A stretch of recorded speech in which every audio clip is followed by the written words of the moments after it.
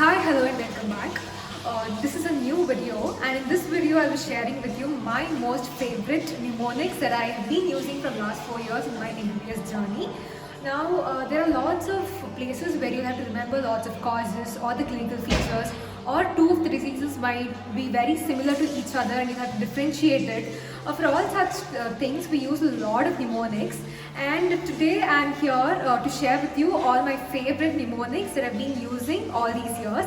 And these are all the mnemonics that even our seniors, teachers have been using. And if you have very cool mnemonics somewhere, you can add it in the comment section so that others can also be benefited by the same. Coming to the first mnemonic, the mnemonic is nothing but 6 P's. Now coming to what are 6 P's. 6 P's are for pallor, pain, paresthesia, paresis, poikilothermia and pallor. Now these 6 things are commonly seen as clinical features in compartment syndrome or whenever a distal artery is occluded.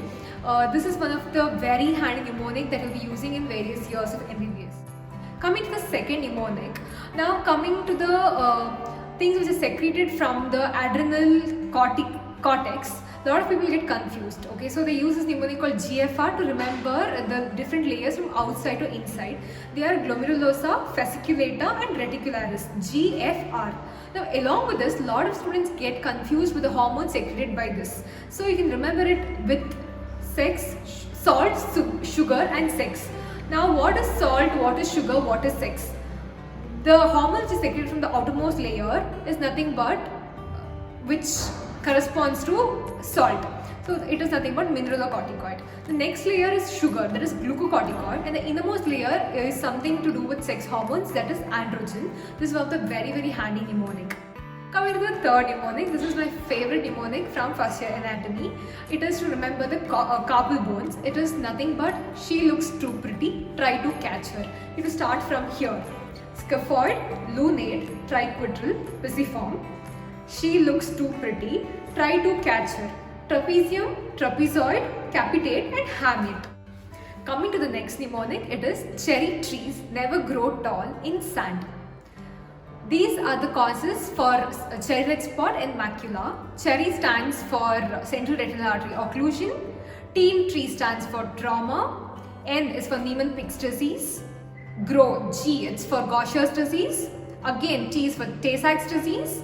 And S, sand, is for Sandoff's disease. The next mnemonic is 4 Ds. This is used for the clinical features seen in a patient with pellagra. Now the 4 Ds are dermatitis, dementia, diarrhea and death. Coming to the next mnemonic, it is 5 Fs. This is used in the case of gallbladder for the etiology of gallstones.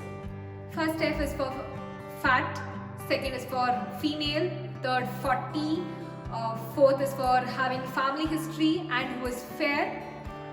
It is fat, fertile, women in her 40s who has a positive family history or who is fair. These are the 5 etiology, the basic etiology for a patient who has gallstones.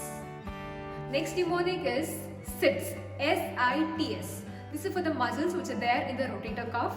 So the muscles are S, supraspinatus, I, infraspinatus, T, teres minor and S, subscapularis.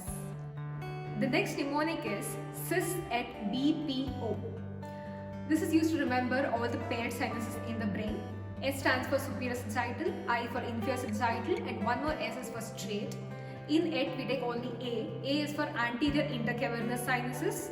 BPO. B is for basilar venous plexus, P for posterior intercavernous and O for occipital. Next mnemonic is SCALP. SCALP is used to remember the different layers in scalp itself.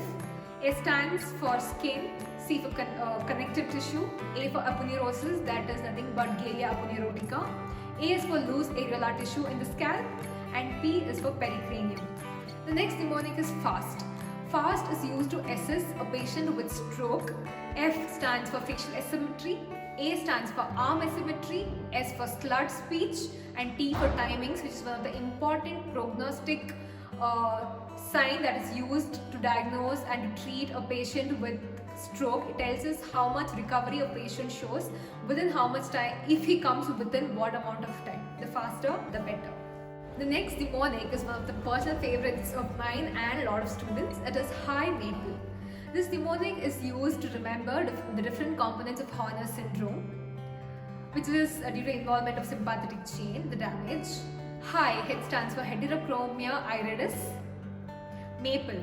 M stands for meiosis, A for anhydrosis, P for ptosis, L for loss of senior-spinal reflex, and E for N ophthalmos. The next mnemonic is the mnemonic that is used to remember the different components of hypoglycemia, and the mnemonic is tired. A patient with hypoglycemia is usually tired, so this mnemonic is easy to remember. T stands for tachycardia, I stands for irritability, R stands for restlessness, E stands for extreme hunger in these patients, and D stands for diaphoresis, that is extreme sweating, that is C. The next mnemonic is OSAMA bin. OSAMA, OSAMA bin, BIN. This mnemonic is used to remember the different drugs used for treatment of myocardial infarction, MI. O stands for oxygen, S for statins, A for aspirin, M for morphine, that is given for pain. One more A is for ACE inhibitors, bin, B for beta blockers, I for intravenous heparin, and N for nitroglycerin. Coming to the next mnemonic, it is I8 10x H12 AM. This is a mnemonic used to remember the different openings in the diaphragm and their levels. I8 is the first opening at a level of T8, where I stands for inferior vena cava, which passes through this opening. 10x.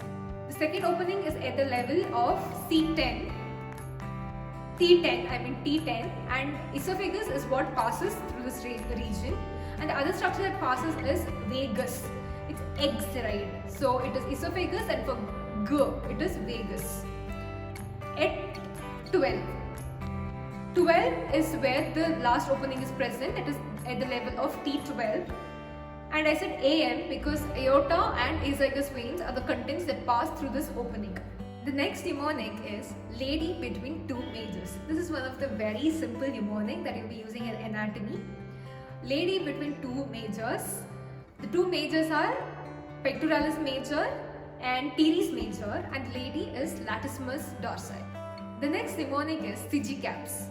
SIGE-CAPS. This is a mnemonic that is used to remember the clinical features of a patient suffering from depression.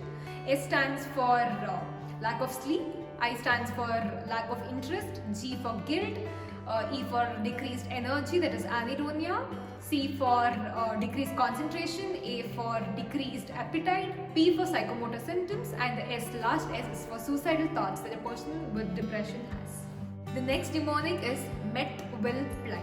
This is a mnemonic that is used to remember all the essential amino acids, and the spelling goes like this: MET, MET, will, WVIL, and ply, PHLY, small y. Now coming to the different amino acids that belong to this mnemonic, they are methionine, A for arginine, T for tryptophan, one more T is for threonine, will, V for valine, I for isoleucine, L for leucine, ply, PHLY, P for phenylalanine, H for histidine, and LY for lysine. The next mnemonic is one of the most beautiful mnemonics, TERATOWA, TERATOWA. This mnemonic is used to remember all those drugs which are teratogenic and which will cause birth defects in the newborn if taken during pregnancy. The drugs, T stands for thalidomide, E stands for all the epileptics like phenytoin and valproate. R stands for retinoids, that is vitamin A. Again, A stands for AC inhibitors or ARBs, which are also teratogenic. Another T stands for the third element, which is nothing but lithium.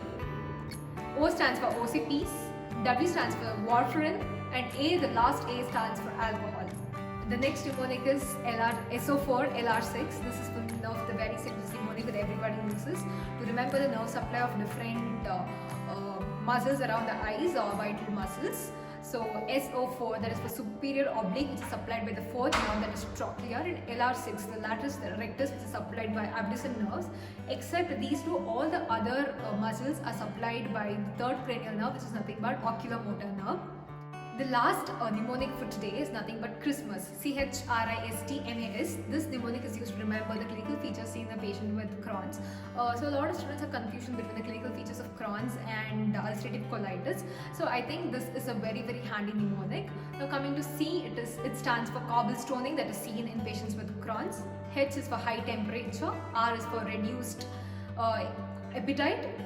CHR, again I is for intestinal fistulas that are seen in these patients. S is for the strictures. T is for transmural inflammation.